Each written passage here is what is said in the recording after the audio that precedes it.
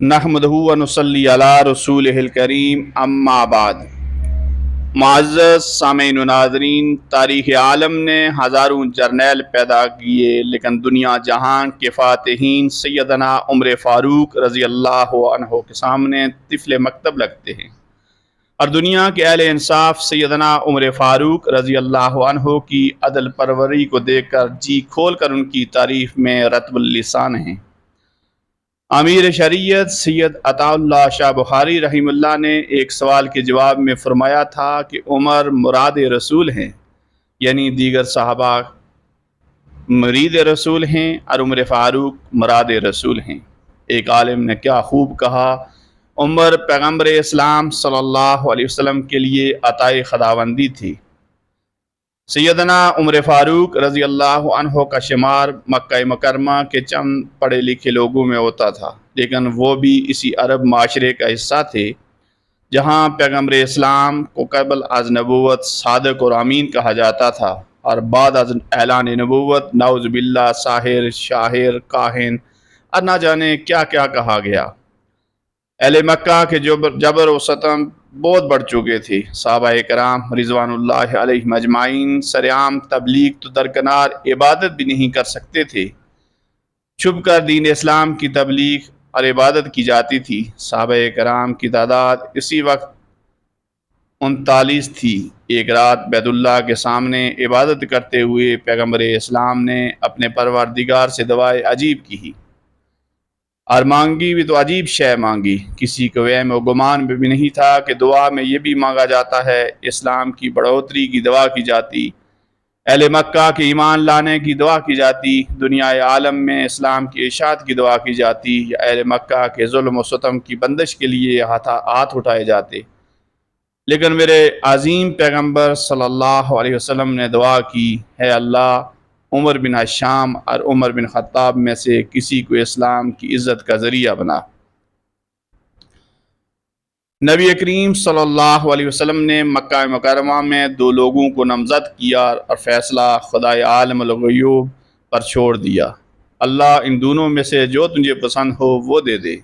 अल्लाह तबारक व तआला ने पैगम्बर इस्लाम सल्लल्लाहु अलैहि वसल्लम की दुआ को शर्फ़ कबूलियत से नवाजा और असबाब की दुनिया में सैयदना उमर फ़ारूक के इस्लाम लाने का सबब ये बना।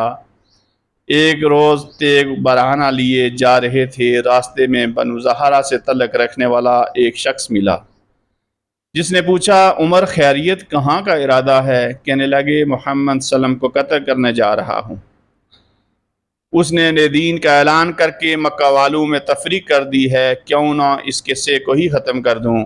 बनु ज़हरा से तल्लक रखने वाले शख्स ने कहा, उमर, अगर तूने ऐसा किया तो बनु हाशिम और बनु ज़हरा तुमसे इंतकाम नहीं लेंगे। कहने लगे, लगता है तुम भी इस नए दीन में शामिल हो चुके हो।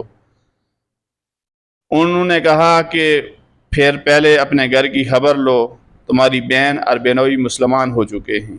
जलाल में निकलने वाला उमर सीधा बहन के घर जा पहुँचता है, जहाँ सैयदना हुबैब रज़ी अल्लाह अन्हु उनके बेनोई और बहन को सूरह ताहा पढ़ा रहे थे। बाहर से आवाज़ आई और दरवाजे पर दस्तक दी। अंदर से पूछा गया, कौन? उमर नाम सुनते ही सैयदना हुबैब छुप गए। उमर ने आते ही पूछा, तुम लोग क्या पढ़ रहे थे? उन्होंने बात टालने के लिए कहा, हम आपस में बातें कर रहे थे। कहने लगे, मैंने सुना है तुम नए दीन में शामिल हो गए हो। बेनोई ने कहा, उमर, वो दीन तेरे दीन से बेहतर है, तो जिस दीन पर है ये गुमराह रास्ता है, बस सुनना था कि बेनोई को दे मारा। उनको मारने लगे, मारपीट शुरू की। बयान छुड़ाने के लिए आई तो उन्हें भी मारने लगे। बहन भी आखिर उमर रज़ी अल्लाह तआला अन्हु की थी। कहने लगी, भाई, अगर तू अपने अकायद बातला के ऊपर इतना सख्त है तो मैं दीन मोहम्मद जो सच्चा दीन है उसके ऊपर क्यों न सख्त होंगी। जिस माँ का दूध तूने पिया है उसी माँ का दूध मैंने भी पिया है। अगर तू वो नहीं छोड़ सकता तो मैं भी ये नहीं छोड़ सकती। ये सुनना था कि उमर रज़ी अल्लाह तआला अन्हु बैठ गए और कहने लगे, अच्छा लाओ दिखाओ तुम लोग क्या पढ़ रहे थे। बहन ने कहा, तुम अभी इस कलाम के आदाब से नावाकिफ़ हो। इस कलाम मुक़द्दस के आदाब हैं, पहले तुम वज़ू करो फिर दिखाऊंगी।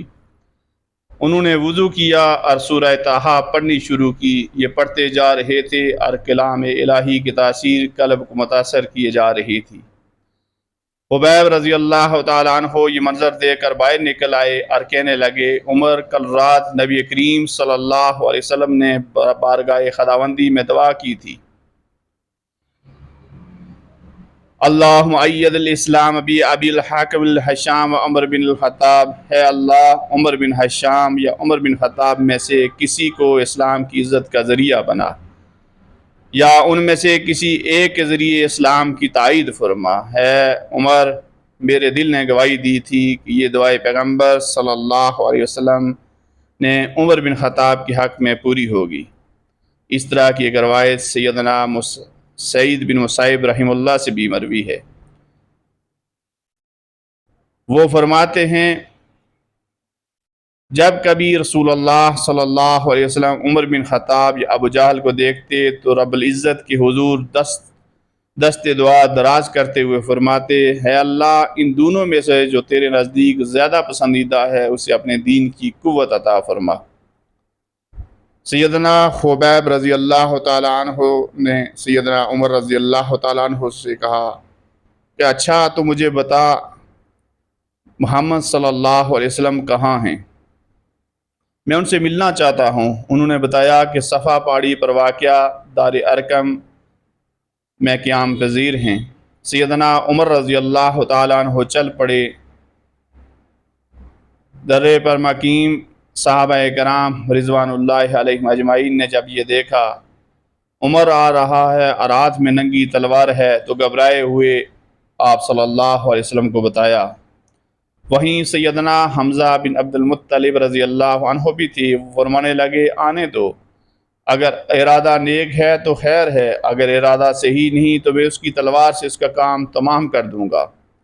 جب سیدنا عمر رضی اللہ عنہ وہاں پہنچے تو پیغمبر اسلام پر نزول وحی جاری تھی۔ چند لمحوں بعد آپ صلی اللہ علیہ وسلم نے عمر سے فرمایا، ہے عمر تم کس چیز کا انتظار کر رہے ہو؟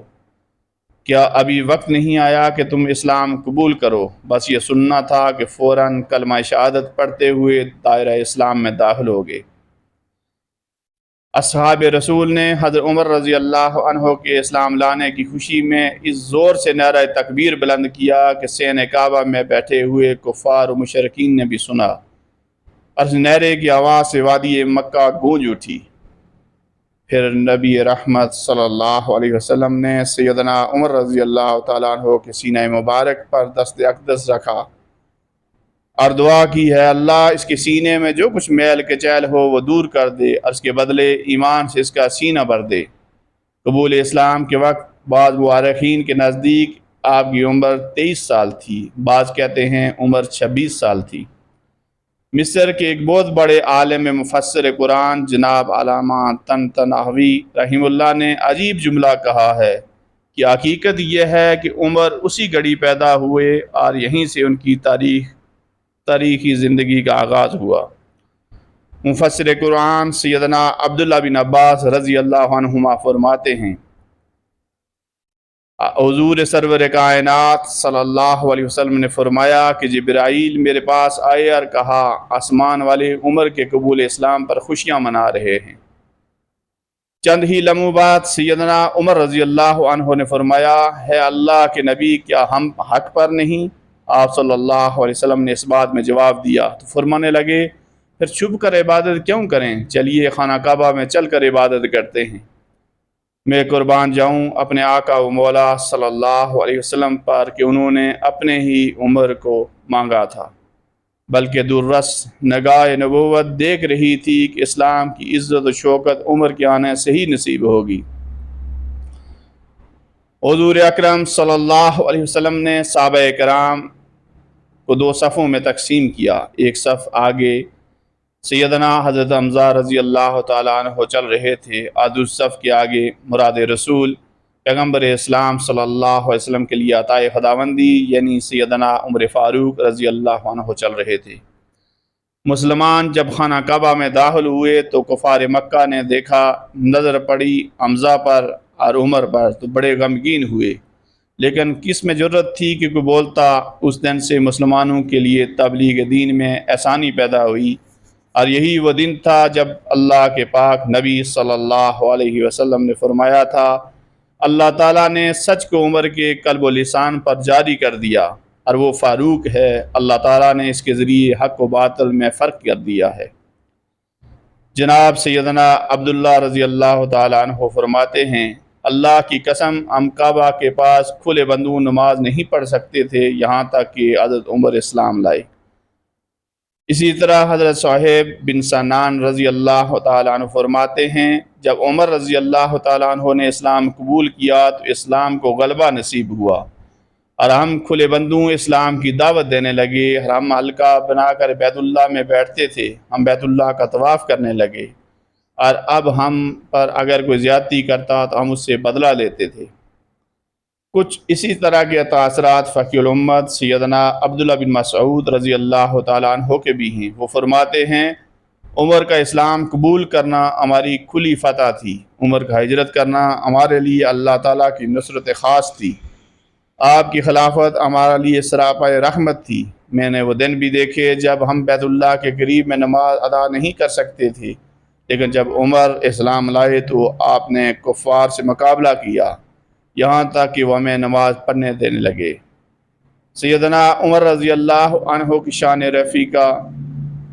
رفیہ میں چند فرامین رسالت مآب صلی اللہ علیہ وسلم پیش کرتا ہوں۔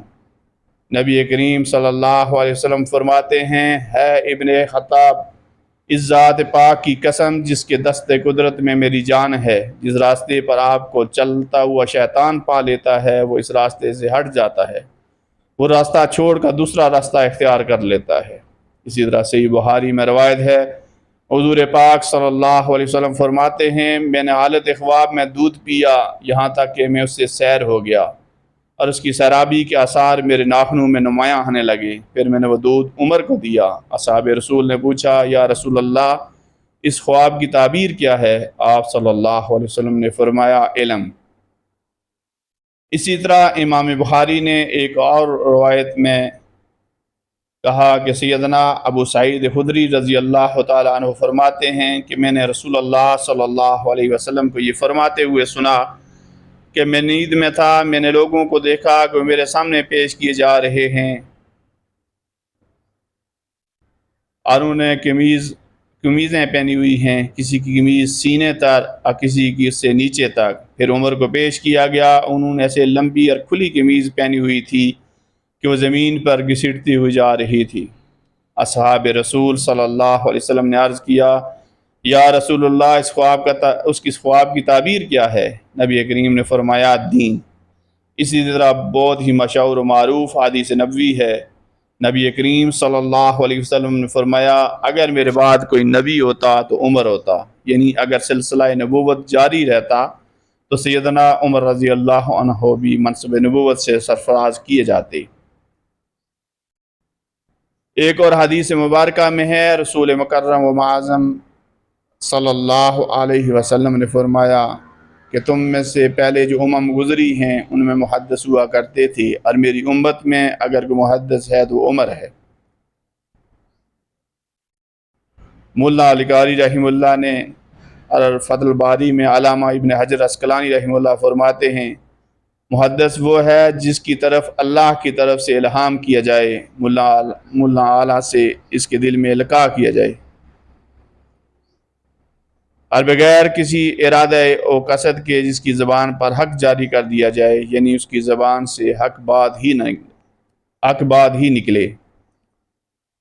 محدث کی تعریف کرتے ہوئے کہتے ہیں، جس کی طرف اللہ کی طرف سے الہام کیا جائے، ملائے اعلیٰ سے اس کے دل میں القاء کیا جائے، اور بغیر کسی ارادہ و قصد کے جس کی زبان پر حق جاری کر دیا جائے، یعنی اس کی زبان سے حق بات ہی نکلے۔ ایک بار سیدنا عمر رضی اللہ عنہ نبی کریم صلی اللہ علیہ وسلم کی بارگاہ میں حاضر ہوئے اور عمرے کی اجازت طلب کی، تو نبی کریم صلی اللہ علیہ وسلم نے فرمایا، ہے میرے بھائی، اپنی نیک دعاؤں میں ہمیں شریک کرنا اور بھول نہ جانا۔ معزز سامعین کرام، بخاری شریف میں سیدنا انس بن مالک رضی اللہ تعالیٰ عنہ سے مروی حدیث ہے کہ ایک دفعہ حضور بنور صلی اللہ علیہ وسلم احد کے پہاڑ پر تشریف لے گئے۔ ہمراہ ابوبکر، عمر اور عثمان بھی تھے۔ احد کا پہاڑ لرزنے لگا تو آپ صلی اللہ علیہ وسلم نے اپنا قدم مبارک احد پر مارتے ہوئے فرمایا، اے احد ٹھہر جا، تجھ پر اس وقت نبی، صدیق اور شہید کے علاوہ اور کوئی نہیں۔ اس کے بعد سیدنا عمر رضی اللہ تعالیٰ عنہ دعا فرمایا کرتے تھے، اللہم ارزقنی فی شہادتی فی سبیلک، اللہم ارزقنی شہادتا فی سبیلک وموتا فی بلد حبیبک۔ اے اللہ مجھے اپنی راہ میں شہادت کی موت دینا، اور موت آئے تو تیرے حبیب صلی اللہ علیہ وسلم کی شہر میں آئے۔ آخری ایام حیات میں آپ نے خواب دیکھا کہ ایک سرخ مرغ نے آپ کے شکم مبارک میں 3 چونچیں ماری۔ آپ نے یہ خواب لوگوں سے بیان کیا، فرمایا کہ میری موت کا وقت قریب ہے۔ اس کے بعد یہ ہوا کہ ایک روز اپنے معمول کے مطابق بہت سویرے نماز کے لیے مسجد میں تشریف لے گئے۔ اس وقت ایک درہ آپ کے ہاتھ میں ہوتا تھا اور سونے والے کو اپنے درہ سے جگاتے تھے۔ مسجد میں پہنچ کر نمازیوں کی صفیں درست کرنے کا حکم دیتے، اس کے بعد نماز شروع فرماتے اور نماز میں بڑی بڑی صورتیں پڑھتے۔ اس روز بھی آپ نے ایسا ہی کیا۔ نماز ویسے ہی آپ نے شروع کی تھی، صرف تکبیر تحریمہ کہنے پائے تھے کہ مجوسی کافر ابو لؤلؤ فیروز، جو حضرت مغیرہ رضی اللہ تعالیٰ عنہ کا غلام تھا، ایک زہر آلود خنجر لیے ہوئے مسجد کی محراب میں چھپا ہوا تھا۔ اس نے آپ کے شکم مبارک میں 3 زخم کاری اس خنجر سے لگائے۔ آپ بے ہوش ہو کر گر گئے اور عبد الرحمن بن عوف رضی اللہ تعالیٰ عنہ نے آگے بڑھ کر بجائے آپ کے بجائے امامت کا بروائی نماز مختصر پڑھی، اسلام پھیرا۔ ابو لؤلؤ نے چاہا کہ اس طرح مسجد سے باہر نکل کر بھاگ جائے، مگر نمازیوں کی صفیں مثل دیوار کے حائل تھیں، اس سے نکل جانا آسان نہ تھا۔ اس نے اور صحابیوں اور صحابہ کو بھی زخمی کرنا شروع کر دیا۔ 13 صحابی زخمی، جن میں سے 7 جاں بر نہ ہو سکے۔ اتنے میں نماز ختم ہو گئی اور ابو لؤلؤ کو پکڑ لیا گیا۔ جب اس نے دیکھا کہ میں گرفتار ہو گیا تو اسی خنجر سے اس نے اپنے آپ کو ہلاک کر دیا۔